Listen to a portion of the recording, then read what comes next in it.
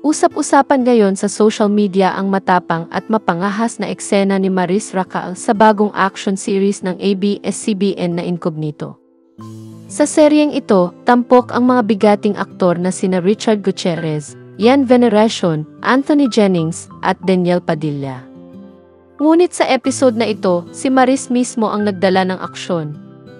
Sa isang matinding habulan, tumatakbo si Maris sa isang madilim na eskinita, walang suot kundi bra at panty, at medyas lamang sa kanyang paa. Hinahabol siya ng isang grupo ng mga armadong kalaban, ngunit sa kabila ng kanyang suot na hindi pangkaraniwan sa isang action scene, hindi siya nagpatinag. Buong tapang siyang dumaan sa makitid na mga daanan, tumalon sa mga bakod, at nakipagsabayan sa matitinding eksena. Maraming netizens ang bumilib sa determinasyon ni Maris.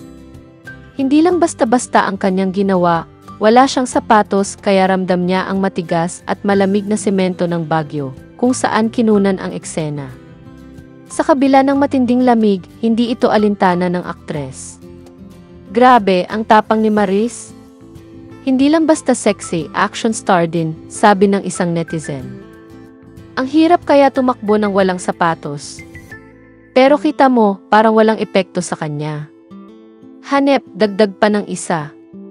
Bukod sa kanyang kahangahangang performance, hindi rin nakaligtas sa mata ng netizens ang kanyang kagandahan at kaseksihan.